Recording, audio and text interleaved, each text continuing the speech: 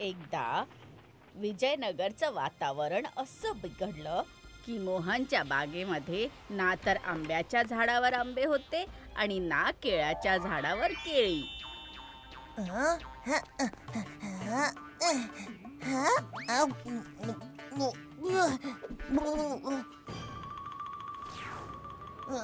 केळं कुठे गेलं?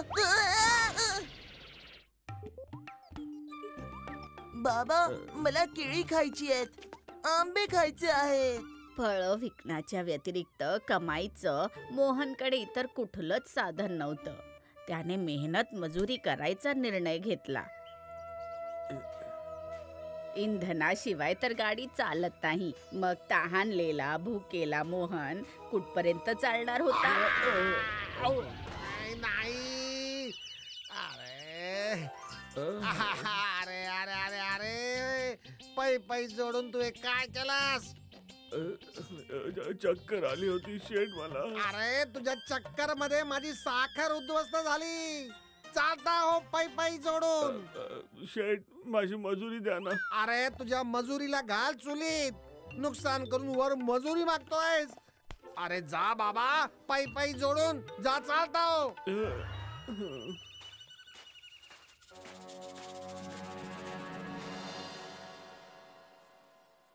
आपल्या भाग्याला बोल लावत मोहन रिकाम्या पोटी झोपला. तर त्याने स्वप्नात पाहिलं,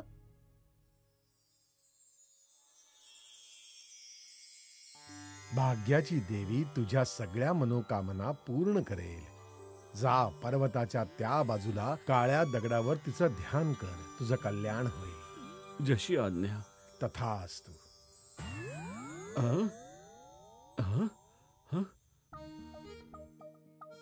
आपल्या स्वप्नाबद्दल बसंतीला सांगून सकाळ होताच मोहन निघाला भाग्याच्या देवीला भेटायला.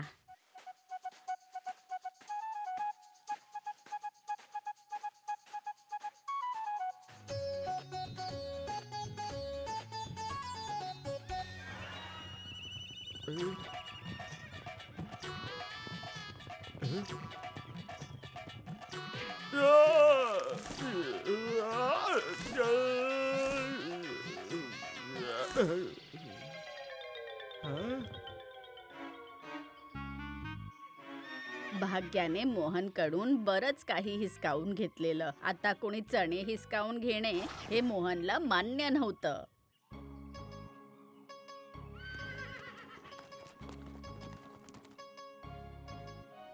मोठे आले चणे खाणारे. ओ, तुम्हाला पण भूक लागली आहे तर हे घ्या, खा. लागली तर आहे, पण या मूठभर चण्यांनी आमचं काय होणार? पळणारे घोडे तर मोहननी खूप पाहिले होते. बोलणारा पहिल्यांदाच पाहिला. गप्पा गप्पांमध्ये घोड्यांना समजलं की मोहन भाग्याच्या देवीला भेटणार आहे.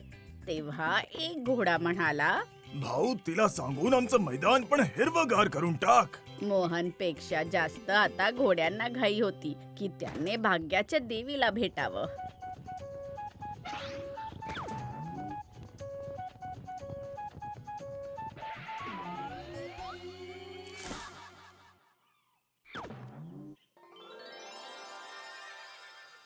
चला येतो मी.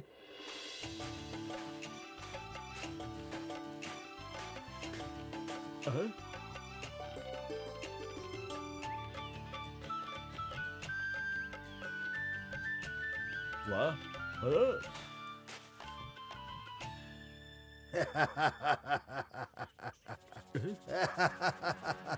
अरे हसण्याचा आवाज.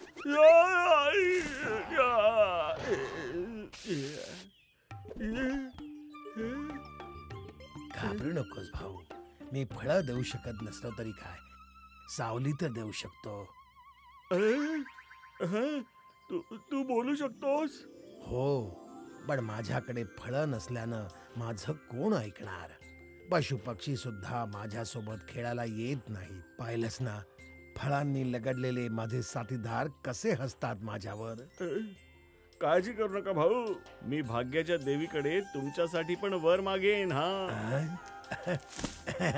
खरंच? हो, आता मला सोडून दे, खूप लांब जायचंय. लांब जायचंय तर हे घे. अरे मी सोडायला सांगितलं होतं, फेकायला नाही.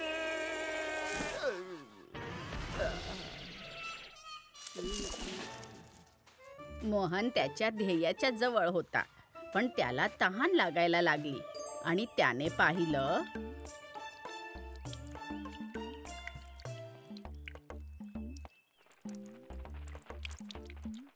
ओ प्रवासी, हे पाणी आमच्यासाठी सोडून दे. इथे पाण्याची खूप टंचाई आहे. बोलणारे घोडे बोलणाऱ्या झाडाला भेटायला मोहनला चिमण्यांचं बोलणं काय हैराण करणार होतं.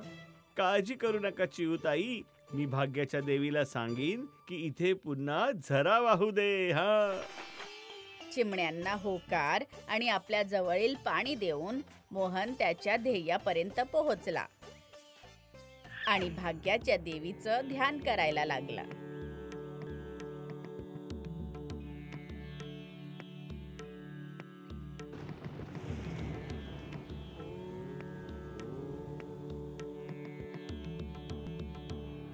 डोळे उघड मोहन.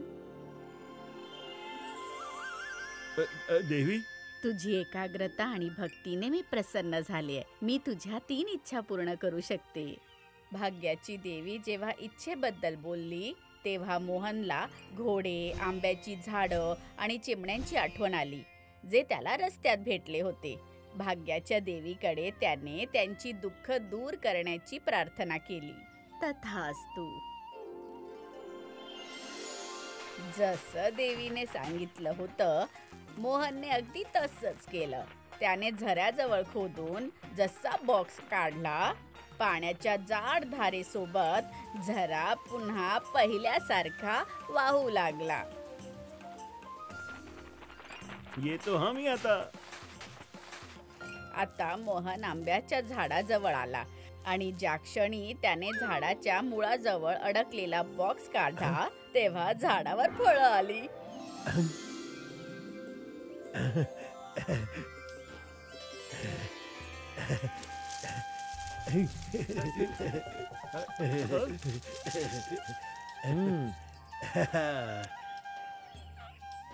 धन्यवाद मित्रा. भाग्याच्या देवीने सांगितलं होतं की जर साफ मनाचा कोणी माणूस मैदानात ठेवलेला चौकोनी दगड जर बाजूला करेल तर मैदान पुन्हा हिरवगार होऊन जाईल. साफ मनाचा माणूस कुठे मिळेल? हा दगड तूच का नाही हटवत? घोड्यांच्या हट्टाखातर मोहनने घाबरतच दगड बाजूला केला.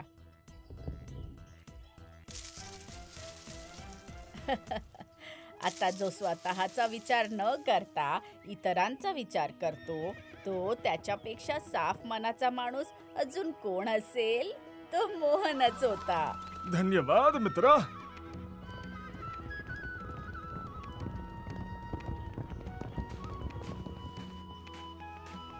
सगळ्यांची मदत करून मोहन घरी आला तर त्याचं स्वागत नाही झालं. तुम्ही देवीकडे आपल्यासाठी काहीच नाही मागितलं, रिकाम्या हाती आलात. माझ्या मित्रांच्या अडचणींसमोर मी माझी अडचण विसरून गेलो ग. पण मी रिकाम्या हाताने आलो नाहीये. हे बघ, देवीने आपल्याला काय दिलंय ते. हा बॉक्स तुझ्या पत्नी समोरच उघड. मोहनने इतरांची मदत केली. भाग्याने त्याला साथ दिली. त्याची सगळी गरिबी दूर झाली.